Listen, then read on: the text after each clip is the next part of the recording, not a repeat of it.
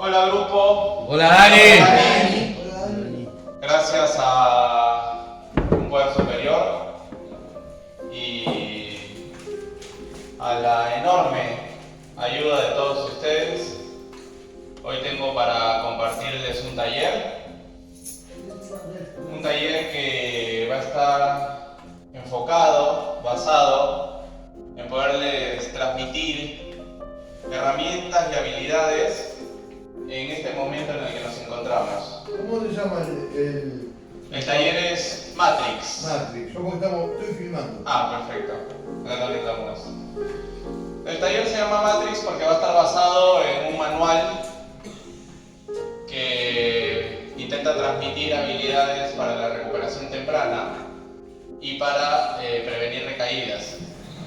Este manual va a estar en base a el programa de recuperación o uno de los programas de recuperación más exitosos y eficaces del mundo, que es el de los 12 pasos. Y como acá en la Asociación Modelo Minnesota seguimos ese programa, bueno, vamos a seguir también el modelo Matrix. De ahí el nombre del taller que vamos a empezar hoy. El día de hoy la intención es que podamos no omitir, no saltearnos cómo inició este programa de recuperación, cómo se originan o en qué están basados estos planes terapéuticos que nosotros seguimos, los 5 planes terapéuticos, cómo surgió Alcohólicos Anónimos, cómo surgió este grupo de autoayuda, qué pasó, por qué, cómo. Obviamente va a ser a grandes rasgos, de una manera muy sintética, pero empezar por ahí, porque justamente el programa está basado en los 12 pasos. ¿Bien? Así que hoy, para los que no lo conocen, permítanme presentarles. Él es el señor Bill, que es el fundador de Alcohólicos Anónimos, de los grupos de autoayuda, lo que nosotros conocemos como los grupos de autoayuda. Bill Wilson. Bill Wilson. Mira ahí. En su momento, por los años 30, este caballero era un corredor de bolsas en Estados Unidos. Estados Unidos es un país muy al norte de acá. Y un corredor de bolsas sería alguien que está metido en los negocios económicos. Por ejemplo, compro dólares a 300 pesos y capaz que sube a 500 y yo ya gané de esa compra. Pero si baja el dólar pierdo. Eso es más o menos un corredor de bolsas. Pero en Nueva York, que es la capital económica mundial. Wall Street debería ser. La Wall Street, exactamente. Y en su momento, en el año 1929, una crisis mundial a nivel económico. Creo que la especie humana nunca ha experimentado una crisis de tamaña magnitud. Y él, que venía teniendo un vínculo con el alcohol todavía moderado, no había un cerebro adicto propiamente dicho, empieza a consumir un poco más, un poco más, un poco más, hasta que se le fue inmanejable, ingobernable. Ya se había casado, nunca tuvo hijos, y con la esposa, bueno, empezaron los problemas, empezaron los conflictos. Ella lo quería ayudar, pero ya no había cómo.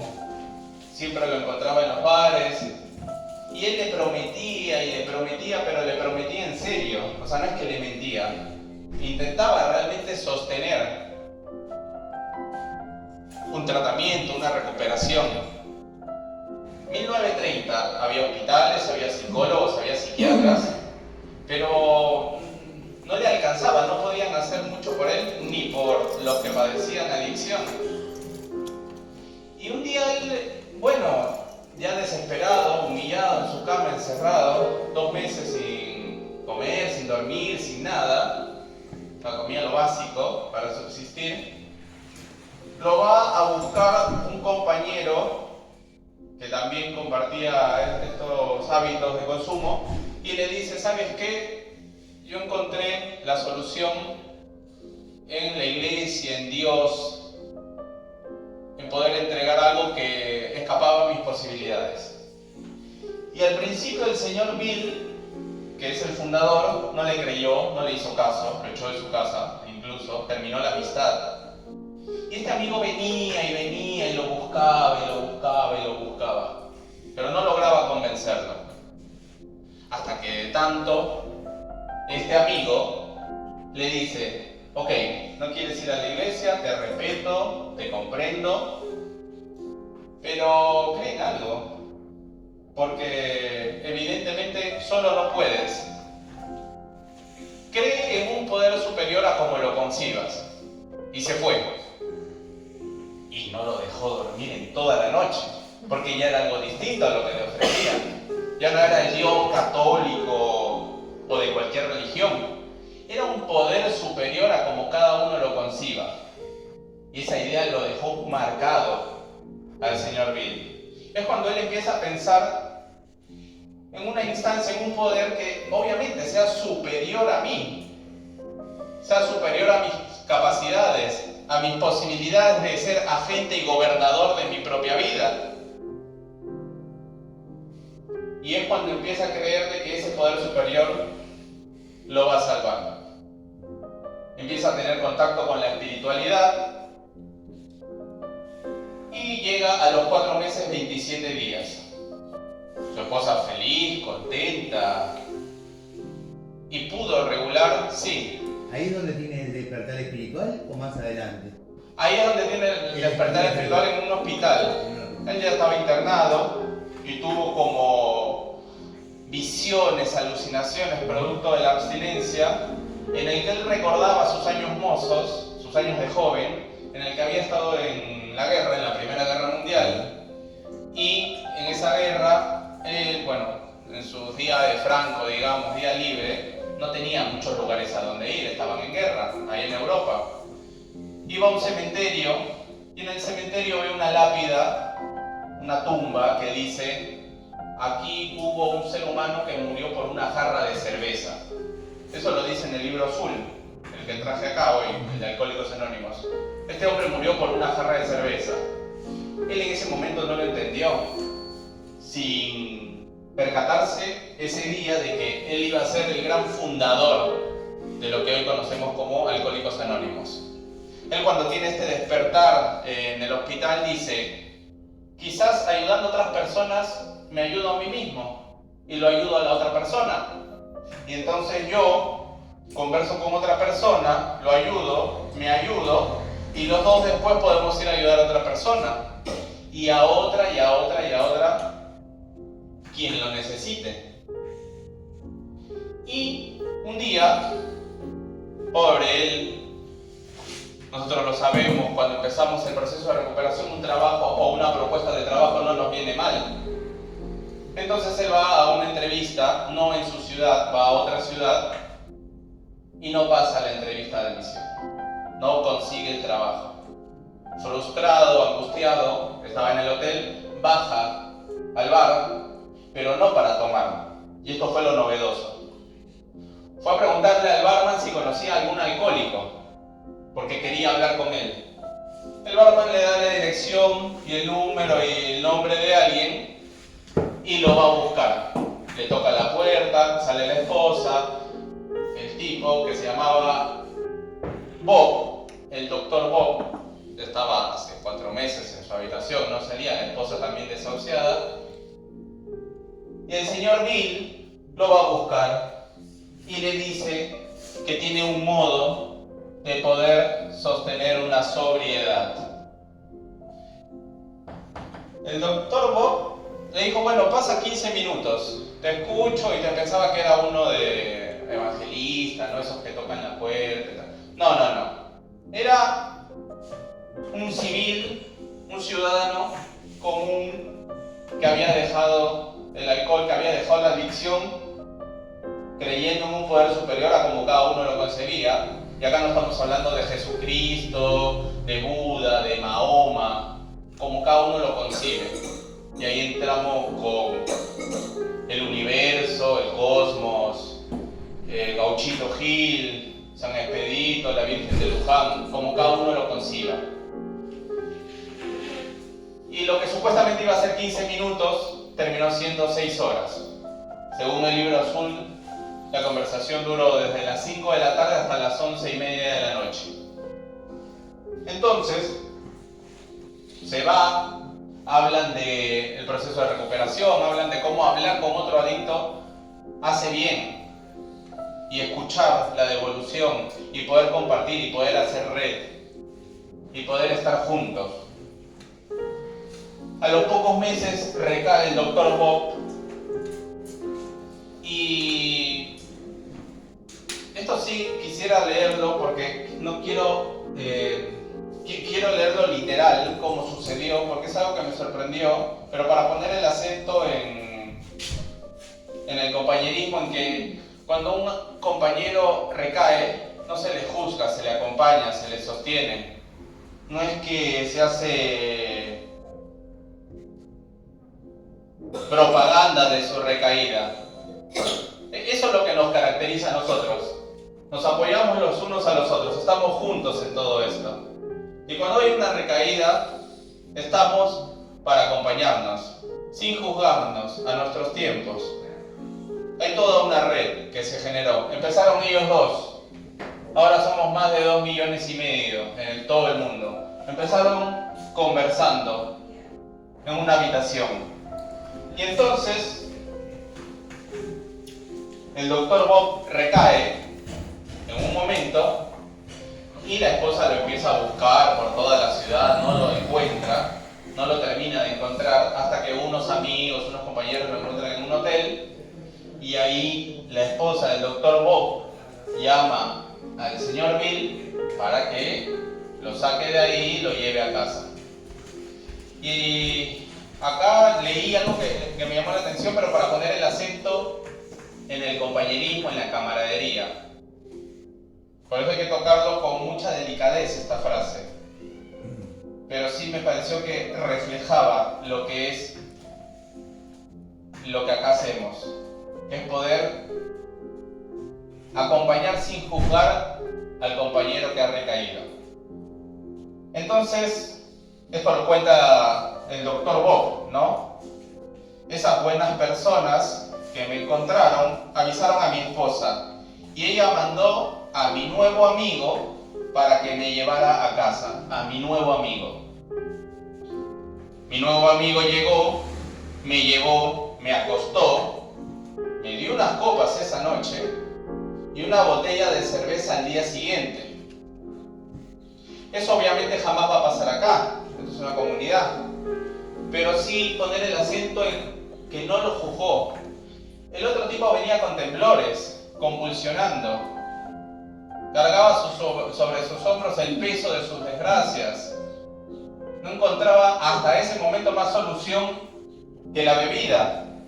Al día siguiente, cuando le sirve cerveza, le dice: hemos conversado cosas y hemos dicho que podemos cambiar y que podemos entregar nuestra voluntad a un poder superior, a como lo concibamos. Y podemos enmendar nuestros errores y podemos hacer una lista de personas a quienes hayamos fallado y pedirles perdón.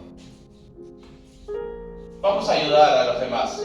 Tómate este vaso de cerveza y se acabó. El Dr. Bob toma, y esto fue el 10 de junio del 35.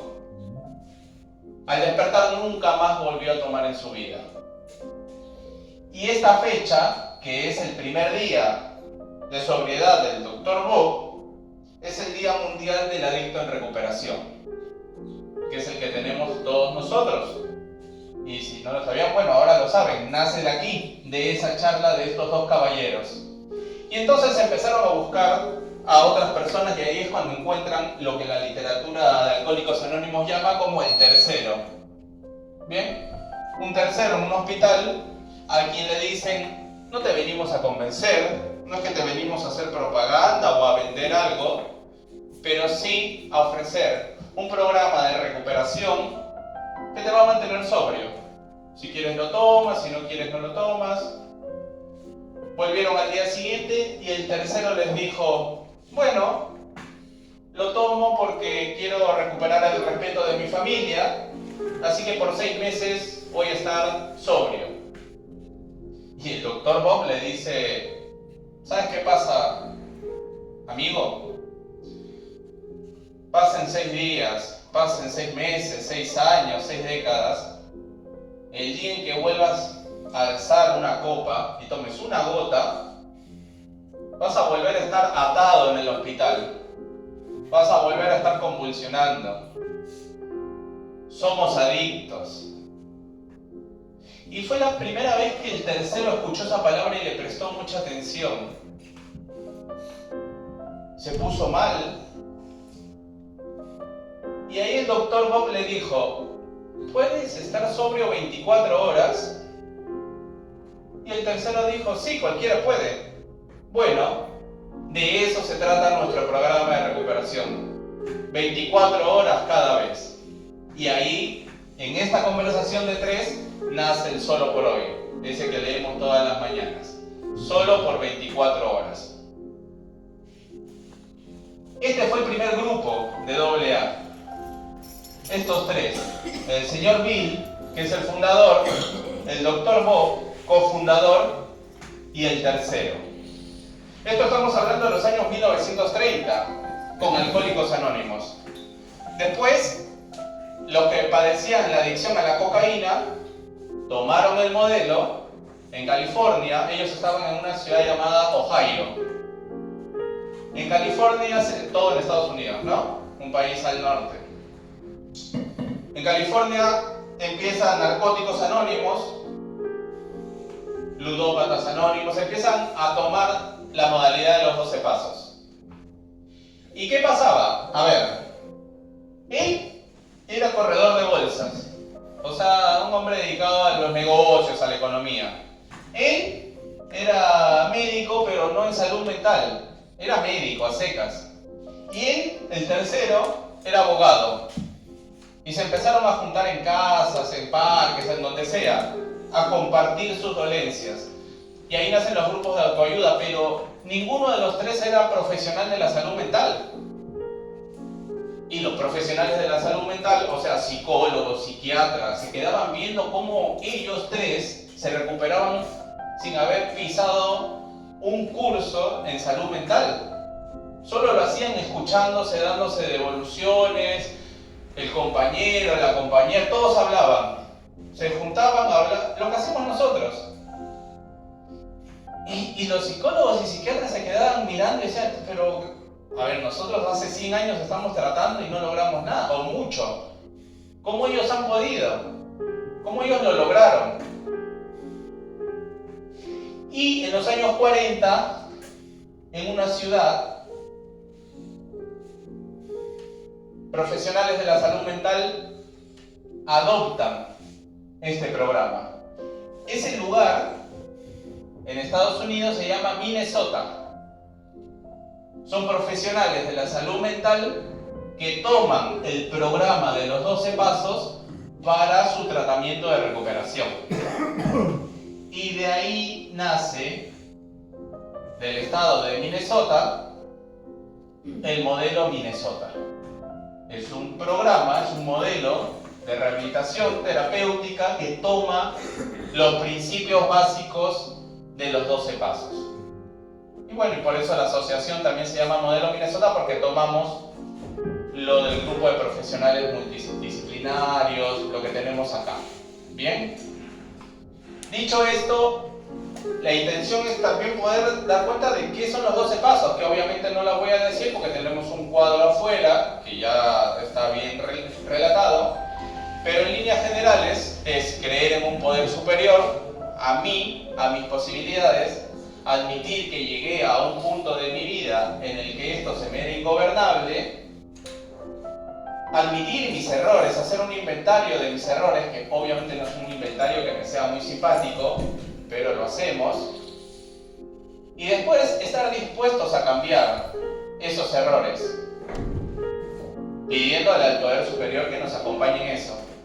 Hacer un inventario de las personas a las cuales hayamos lastimado y poder enmendarlo. Conectarnos con la espiritualidad y finalmente el paso 12, poder transmitir a otro que padezca adicción este programa, que tiene espiritualidad, que tiene un poder superior a como cada uno lo conciba. Bien, de eso se trata nuestro programa. Y los 12 pasos, en ese sentido, están sintetizados en estos 5 planes terapéuticos. Historia de vida, las 10 consecuencias, las pisadas de fondo. Los 5 planes terapéuticos están basados en los 12 pasos. Por eso es importante que los hagamos. Obviamente a nuestros tiempos. Cada uno ve sus tiempos, cada uno ve en qué momento lo hace. Pero esa es la importancia de los planes terapéuticos, que tienen un fin. Basado en un programa que le viene sirviendo a más de 2,5 millones de personas. ¿Bien? Entonces, dicho esto, damos inicio a lo que es el taller. Y el día de hoy, la intención es que podamos trabajar 5 desafíos comunes en el momento de iniciar una recuperación y cómo poder combatirlo. El primero es los amigos que consumían con nosotros. Bueno, los amigos, ¿no? Ver qué podemos hacer para, en principio, poder alejarnos un poco de ellos.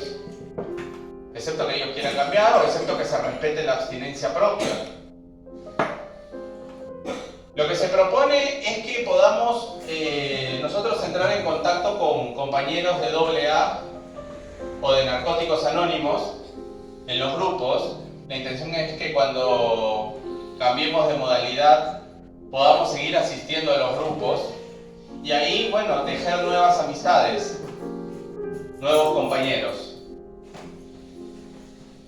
El segundo desafío es la ira. Bien, cuando uno está en abstinencia, por lo general empiezan a surgir pensamientos que pueden invadir nuestras emociones. Y entonces eso a veces nos hace poco tolerables a las frustraciones en el día a día. Lo que se propone desde acá es que podamos de alguna forma canalizar esa energía mental, o sea, con ejercicio, que tenemos acá un gimnasio arriba, una rutina, algo tranquilo nomás, tampoco nos vamos a hacer una super rutina, algo donde podamos canalizar la energía mental y traspasarlo al cuerpo, a lo físico. Y la otra propuesta es lo que bien hacemos, hablar en los grupos, con los compañeros, en el espacio terapéutico, que podamos compartir lo que sentimos para aminorar la ira. Después tenemos drogas en casa. Nunca falta que dejamos un paquetito, algo, un souvenir, un recuerdo ahí en la casa.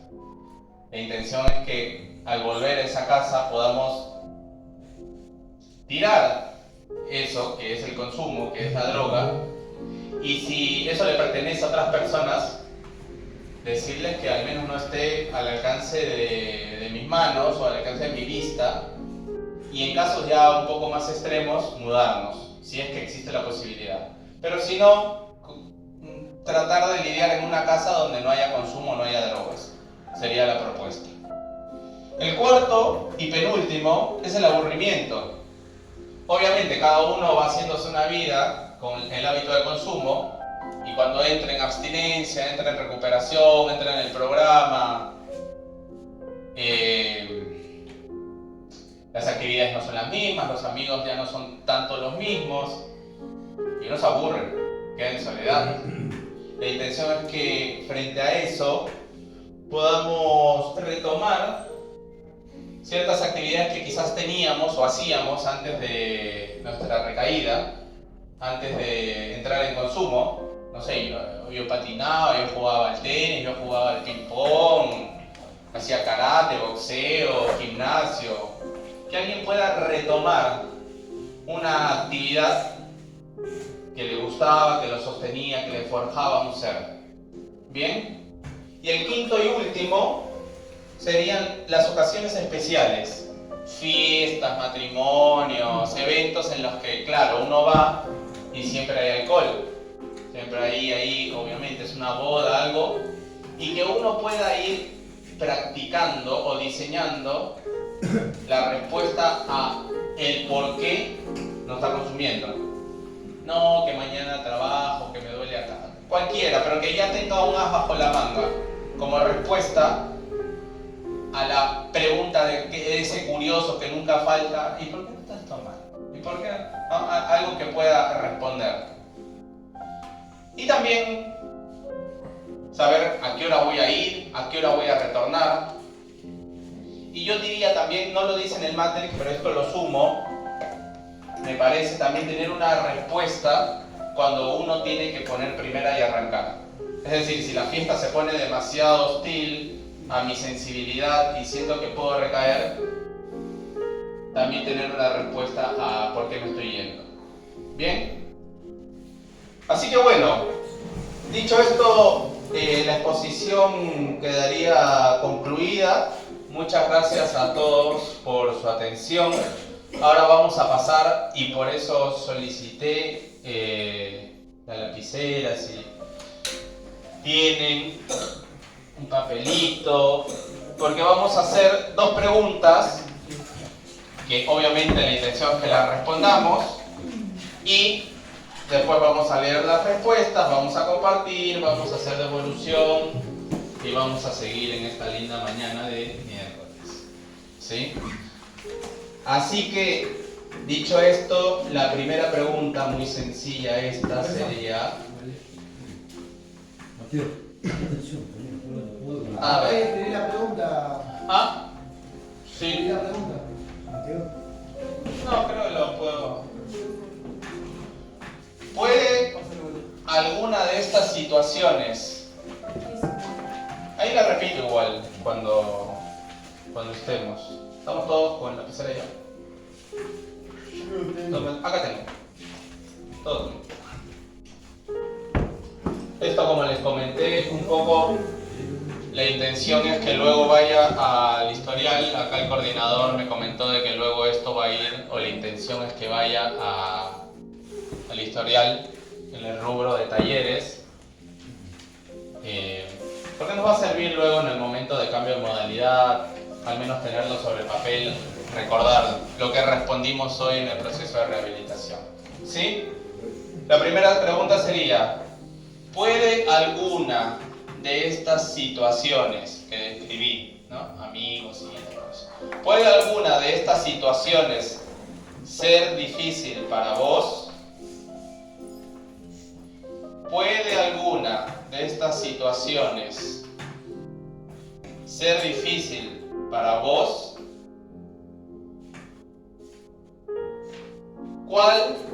¿Cuáles? Porque capaz es más de una. ¿Cuáles? ¿Y por qué? Es decir, ¿puede alguna de estas situaciones ser difícil? ¿Cuáles y por qué? Situaciones. ¿Esa es la 2? No, esto es la 1.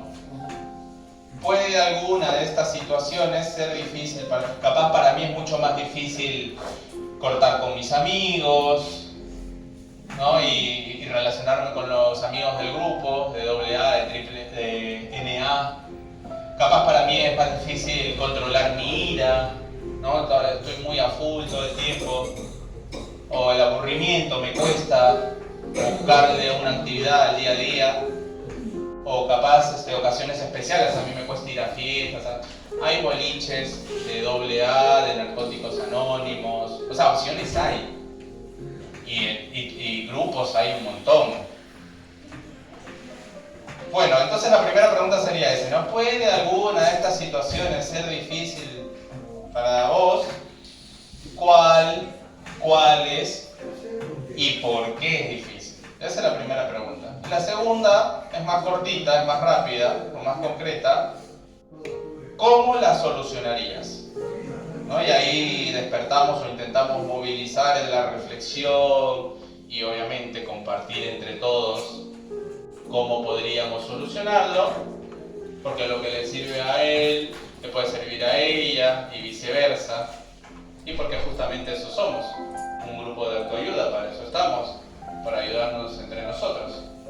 Como acá estos dos caballeros en su momento se ayudaron y buscaron el tercero y formaron el grupo. Así que bueno, la segunda sería, ¿cómo la solucionarías? Yo calculo que en 15 minutos tendríamos como para desarrollar respuestas, 20, los que tomen un toque más de tiempo, 10, lo que guste, bueno, vamos viendo según cómo vayamos terminando. Y después cada uno va a leer, vamos a compartir y ahí obviamente va a haber retorno.